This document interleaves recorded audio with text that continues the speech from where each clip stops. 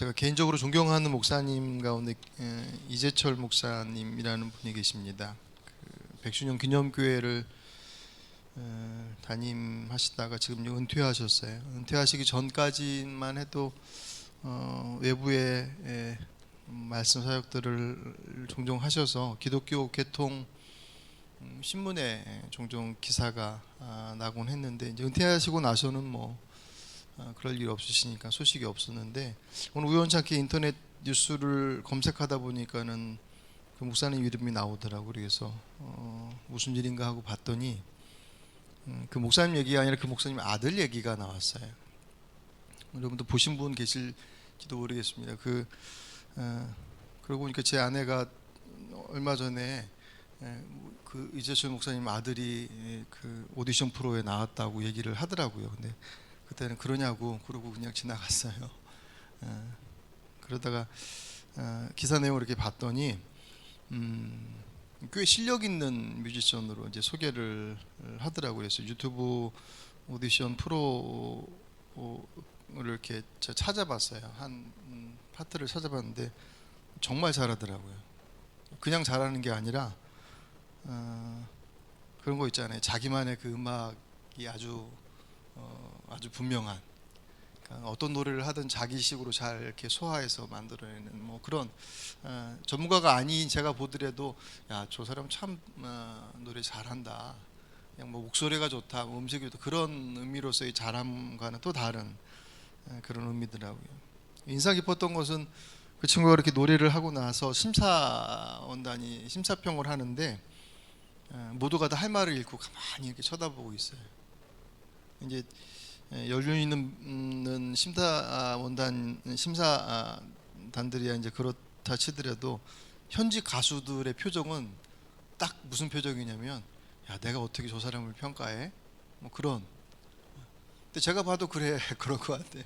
그 나와 있는 현직 가수들도 꽤 잘한다라고 하는 친구들이긴 하지만 과연 그 사람들이 그 사람을 평가할 수 있을까라는 생각이 들 정도로 워낙 잘 하더라고요.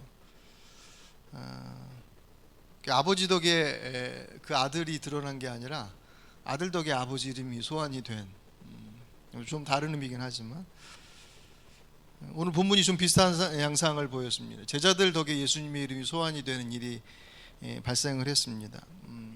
예수님께서 제자들에게 복음을 전하고 병을 고칠 수 있는 능력을 주셔서 보내시고 난 이후에 제자들이 그 일들을 감당했을 때 반응이 어떻게 왔냐면, 오늘 7절 말씀 보시면 분봉왕 헤롯이 이 모든 일을 듣고 심히 당황하니, 헤롯이 그 제자들을 통해서 들어오는 소식을 듣고 당황했다고 그랬습니다. 사람들이 그 제자들의 얘기를 보고했을 때 제자들의 이름이 드러난 게 아니라 도대체 그 사람들 누군데? 라고 했더니 예수의 제자들이다. 예수님이 소환이 돼서 사람들마다 헤롯이 죽인 요한이 살아났다, 엘리야가 나타났다, 혹은 선지자 중 하나다, 그렇게 얘기를 하니까 헤롯이 이제 9절에 그렇게 얘기하죠. 이 사람이 누군가 하며 그를 보고자 하더라. 그 정도로 제자들의 전도 사역이 꽤 성공적인 그런 그 결과를 내놨습니다. 역시 이제 예수님께서 선택하신 제자들답다라고 이제 칭찬할 만한데, 오늘 본문은 이제 그 뒤에 곧이어 나온 우리가 잘 알고 있는 오병이어의 기적의 현장 속에서 여전히 그 부족한 제자들의 모습들을 우리가 볼 수가 있습니다. 오늘 그 중간부터 보시면 전도 여행을 갔다 온 제자들을 예수님께서 사람들하고 분리시키시려고 했어요. 오늘 10절을 보시면 사도들이 돌아와 자기들이 행한 모든 것을 예수께 여쭈니 데리시고 따로 베세다라는 고을로 떠나가셨으나, 따로 제자들을 사람들하고 같이 두지 않으시고 분리시키시려고 했어요. 아마도 이제 전도여행 갔다 온 제자들에게 쉼도 주시고 또 그 전도여행을 통해서 있었던 사역에 대한 것들을 설명해 주시기 위한 어떤 그런 그들만의 시간들을 갖고 싶으셨던 것이 아닐까 생각을 합니다. 근데 사람들이 어떻게 알고 거기까지 쫓아온 거예요. 예수님께서 그래, 그건 나중에 하자 그러고 그 사람들에게 천국 하나님 나라 복음을 전하시고 또 병을 고쳐주시는, 그러다 보니 저녁 시간이 가까워 오니까 그 유명한 오병이어의 이제 그 현장이 된 것입니다. 제자들이 마을, 여기 지금 빈들이니까 어떻게 할 수 없으니까 남자만 5천 명이었다고 그랬잖아요. 여자와 아이들까지 포함하면 2만 명의 군중이 모여 있다라고 하는 거. 여러분 최근에 2만 명, 지금 뭐 코로나 때문에 야구장이고 뭐 어디고 다 뭐 관중 없이 이렇게 하고 그러니까 2만 명이 모여 있다라고 하는 것은 야구장이나 가서 축구장이나 가서 볼 수 있을 만한 인원이잖아요. 그 많은 인원이 그 빈들에 예수님 제자들을 보기 위해서 쫓아왔다라고 하는 건 그 시대 정말 엄청난 일이지 않습니까? 그 사람들을 어떻게 먹여요? 제자들이 그렇게 보내서, 마을로 보내서 거기서 그 사람들이 저녁 해결하게 하는 게 어떻겠습니까? 라고 그렇게 주님께 제안을 합니다.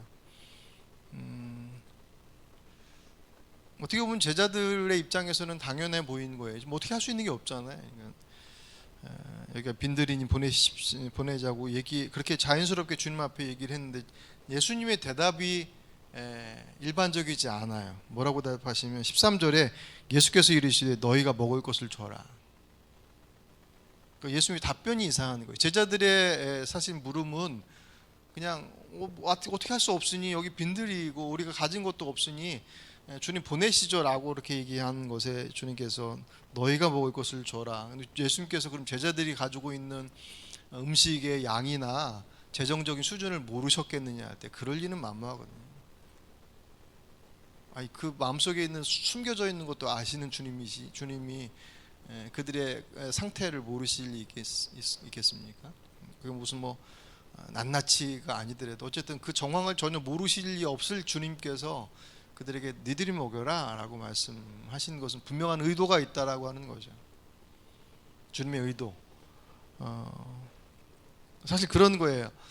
그들이 방금 이제 얼마 전이 뭐예요? 지금 이곳에 와서 지금 그날 베세다에서 그곳에서 말씀을 가르치시고 하시기 전에 그들끼리 다 흩어져서 복음을 전하면서 정말 하나도 없이 아무것도 없이 가서 맨몸으로 가서 하나님의 복음을 하나님 나라 복음을 전하고 예수님 없이 자기들끼리 그렇게 귀신을 내주고 병을 고치는 그 놀라운 기적을 하고 돌아온 그들인데, 돌아와서 그들이 여전히 자신들의 그 이전에는 아무것도 없이 잘했던 그들이 돌아와서 예수님과 함께 하고 있는 현장 속에서 여전히 자기들이 가지고 있는 상황들을 가지고 자꾸 또 그 문제를 풀어가려고 하는 그들의 모습 앞에 주님께서 어떻게 요새 말로 말하면 뼈 때리는 말씀을 하시는 거예요. 뼈 있는 말씀을 하신 거죠. 니들이 먹여라. 아무것도 없었던 상황 속에서 그들에게 모든 것이 가능했었던 것을 경험했었던, 주님과 함께하지 않고 자기들끼리만으로도 충분했었던 그 경험이 그들에게 생생한데 지금 이 자리에서 다시금 옛 모습으로 돌아간 듯한 그들의 모습에 주님께서 너희들이 먹을 것을 줘라라고 말씀하실 때 제자들이 그 다음에 뭐라고 대답합니까? 여전히 그들의 현실을 얘기를 하는 거예요. 지금 있는 것 떡 5개하고 물고기 2마리밖에 없습니다. 너무 외진 곳에 지금 빈들이에요. 뭐 살 데도 없고 사러 갈 수도 없습니다. 200데나리온의 어치의 음식을 구해야 되는데 그렇게 해와도 부족합니다. 우리가 그렇게 해야 되겠습니까? 여기 오늘 본문에는 안 나왔지만 요한복음과 마가복음에 보시면 제자들의 표현의 내용들이 어떻게 보면 왜 그런 말씀하시냐는 듯이 그렇게 주님 앞에 얘기하는 것을 보게 됩니다. 바로 앞에서 그 전도 여행을 통해서 그 성공적인 사역을 했던 그것이 자기들의 능력이 아니라 자기들이 가지고 있었던 어떤 것 때문이 아니라 정말 온전히 주님께서 보유하신 능력으로 가능했던 것처럼 지금 이 오병이의 현장, 아직 기적이 일어나기 전이니까 이 현장 속에서도 마찬가지로 자기들이 가지고 있는 물고기 2마리, 보리떡 5개를 가지고서 가능성을 판단할 게 아니라 이거로 보니 안 되겠어요, 그러니 보내시죠 라고 하는 물음 앞에 주님께서 그들의 그 질문에 그들의 중심이 그대로 보이는 거예요. 가만히 생각해봐요. 그럼 예수님께 뭐라고 질문했어야지 예수님께서 기뻐하셨을까? 뭐라고 질문했으면 예수께서 그래 너희들이 그래도 훈련받은 값을 하는구나라고 하셨을까요? 한번 고민 한번 해보십시오. 생각을 우리들의 입장이라고 생각한다면 지금의 상황을 풀어갈 수 없는 상황들에 내가 가지고 있는 여건은 이만큼이에요. 이만큼이니 할 수 없어요. 그러니 할 수 있는 것들을 선택하자라고 하는 것은 지극히 상식적이고 합리적인 선택이지만 주님께서 그들에게 원하신 것은 지극히 상식적이고 합리적인 것들을 원하시기 이전에 너희들이 바로 전에 뭐 배우고 왔느냐라고 하는 것을 다시금 상기시켜 주시는 거잖아요. 그렇다고 우리들이 신앙을 하나님께서 주님께서 비합리적이고 물상식한 것들을 요구하시는 것이 아님은 우리가 성경을 통해서 이미 알고 있지 않습니까? 신앙이 지극히 상식적인 부분들을 넘어서 상식적인 부분들을 가지고 있어야 하는 것이 이 시대에 있어서는 어쩌면 대단히 요구되어지는 모습이지만 우리들의 신앙이 상식에 갇혀 있을 수는 없죠. 우리 믿음이 왜 하나님이 상식에 갇힐 수 있는 분이 아니니까 넘어서시는 분이시니까 아마 주님께서는 그들이 없는 중에 그들이 경험했었던 그 전도 여행을 통해서 경험했었던 그것을 바탕으로 해서 그 없는 보리떡 2개, 5개, 물고기 2마리와 이 빈들에서 아무것도 구할 수 없는 이곳에서 주님 어떻게 해야 합니까? 애초에 그냥 처음 그냥 아무것도 없이 그냥 주님 앞에 어떻게 해야 될까요? 라고 묻던가 모르겠습니다. 어떻게 묻는 것이 주님께서 기뻐하실 만한 정답이었을지는 모르겠지만 분명한 것은 그들은 자신들의 삶의 제한을 환경 속에 딱 붙들려서 모든 것들을 풀어가려고 했었던 모습들은 틀림없어요.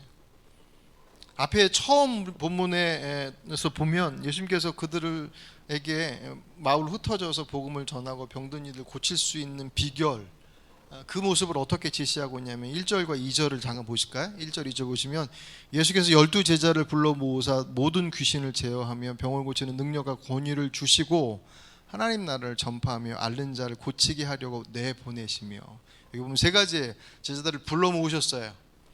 원래 제자들을 부른 제자들이지만 그들을 사명의 자로 부르셨습니다. 그리고 뭐 하셨습니까? 능력과 권위를 그들에게 주셨어요. 그리고 그들을 그곳으로 보내셨습니다. 이것을 보면 제자들이 그동안 예수님과 함께 하면서 보고 듣고 배웠던 그들에게 축적된 노하우를 가지고서 지금 이 사역을 한 게 아닌 거예요. 엄밀히 얘기하면 하나님 주님께서 그들에게 부여하신 그 능력과 권위 그 자리에 그들에게 그 일들을 감당하시기 위해서 그 능력과 권위를 부여하셨다고요. 제공하셨고 그 제공되어진 것을 붙잡고 나간 거예요. 엄밀히 얘기하면 그들의 능력이 아니죠. 그들은 통로에 불과한 거예요. 그들은 전달제에 불과한 것입니다. 우리 흔히 얘기하는 축복의 통로라고 얘기하는 통로의 역할은 잘 통하게만 하면 되는 거예요. 이 통로에 자꾸 뭐가 끼니까 안 나가고 막히고 그러죠. 그죠? 지난주 우리 추웠을 때 2층 식당 하수구가 막혔어요. 밖에 이 스탠관으로 빼놓은 쪽에서 어디가 막혔나봐 얼어서 막혔나봐요. 통로는 잘 통하게 하는 것이면 중간에 뭔가 막히지 않게끔 하는 그 막힌다라고 하는 것이 결국 우리들의 경험이고 우리들의 고집이고 또 우리들의 가지고 있는 계산들이지 않겠느냐.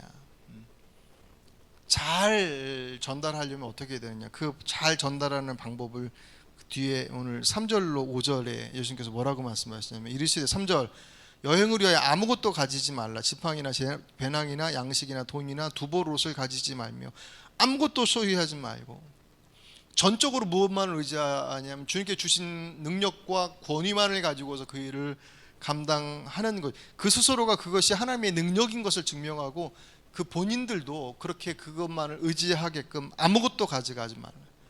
그래서 선교회에서 거지전도 CC인가 어디 선교단체에서 이 모습을 그대로 적용해서 거지전도 그래서 마지막 선교여행 할 때 정말 아무것도 안 가지고 나가는 것을 실천하는 데도 있죠. 지금도 아마 하는지 모르겠습니다. 두 번째 4절 어느 집에 들어가든지 거기서 머물다가 거기서 떠나가라. 어느 한 집에 머물렀으면 그곳에서 불편하다고 혹은 더 좋은 곳이 있다고 옮겨 다니면서 거처를 다니지 말아라. 끝까지 거기서 머물러라. 그것 자체가 어떤 사역 외적인 것에 이리저리 팔려다니지 말라는. 5절 누구든지 너희를 영접하지 아니하거든 그 성에서 떠날 때 너희 발에서 먼지를 떨어버려 그들에게 증거를 삼으라. 이게 유대인들이 이방인 지역에 갔다가 자기 지역으로 돌아올 때 했던 습관이에요. 이 더러운 이방인 지역을 갔다가 오니 먼지라도 털어버린다. 주님 예수님께서 그것을 적용하시면서 무엇을 말씀하시냐면 결국 복음을 전하는 것. 하나님께서 택하신 민족과 이방인에 대한 구별은 결국 메시지를 받아들이냐, 그 메신저를 받아들이냐 받아들이지 않느냐라고 하는 것에 따라서 결정되는 것입니다. 하나님의 복음을 거부한 곳은 하나님의 심판이 임한다라고 하는 것을 그들 스스로가 증명해내라. 그 모습을 통해서 또 한편에서는 그것을 전하는 곳마다 그들이 그것을 다 받아들이지 않을 것이다라는 것을 암시하죠. 그렇죠? 네. 받아들이지 않는 성을 나올 때는 먼지를 떨어버려라고 하는 것은 받아들이지 않는 것도 분명히 있다라는 것입니다.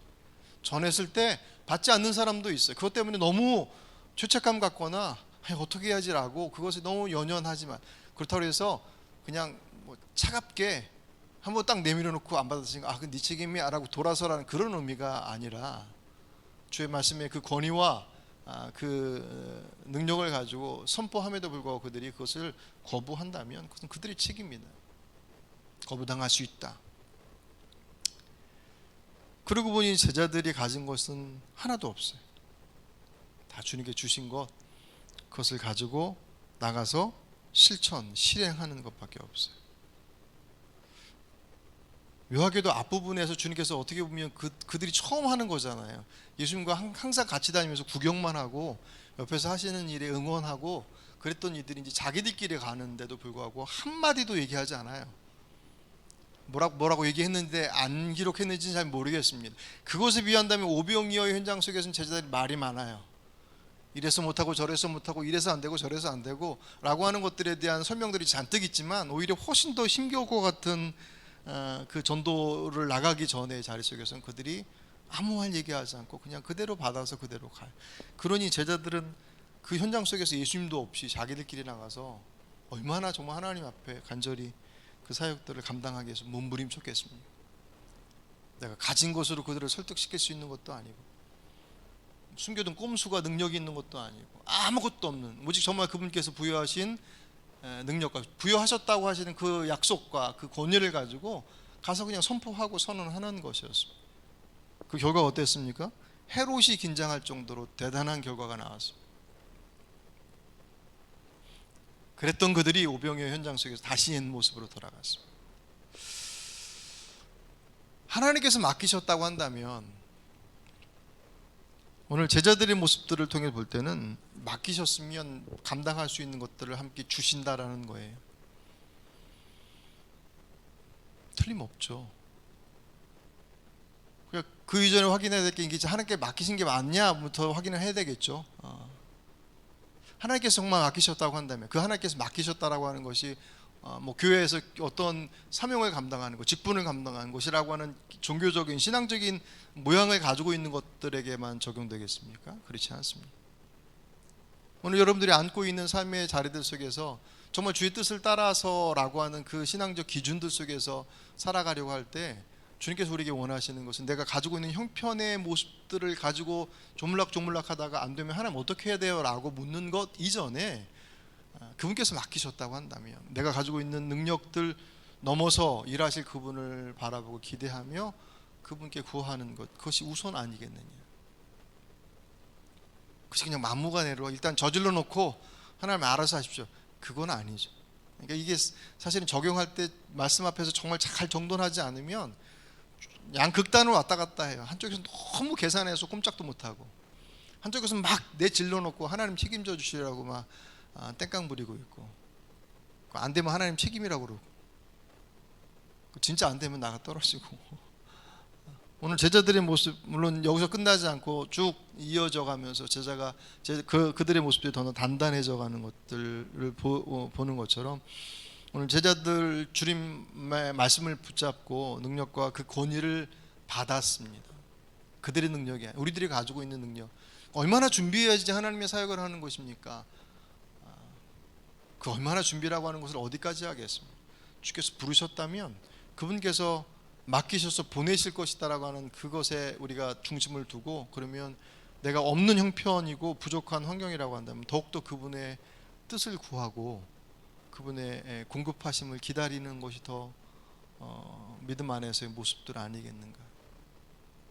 오늘 우리들 스스로가 우리들에게 주어진 환경에 묶여서 상식적이고 합리적이고 또 늘 우리에게 이성적으로 말씀하시는 그분에 대한 것들을 강조하는 것, 아까 소도들 말씀했던 것처럼 정말 중요한 이 시대에는 워낙 자꾸 비상식적, 합리적, 몰상식으로 자꾸 그런 선택들을 신앙적 선택인 것처럼 얘기를 하니까, 그런 면에서 아주 예민하게 적어도 우리가 상식적인 행동을 해야 되느냐라고 아니냐라고 얘기를 하지만, 그 상식에 하나님을 가둘 수 없다라고 하는 것은 늘 우리 안에서 가지고 있어야 할 것이고, 오늘 우리가 내가 잘 계산되어진 것을 가지고 하느냐 하지 못하느냐를 가지고 여러분들에게 주어진 하나님의 어떤 우리들에게 주어진 몫을, 그것이 우리 개인이 됐던 우리 교회에게 주신 것이 됐던 어떤 것이 됐든, 그것을 우리 안에서 오늘 제자들처럼 빈들이에요.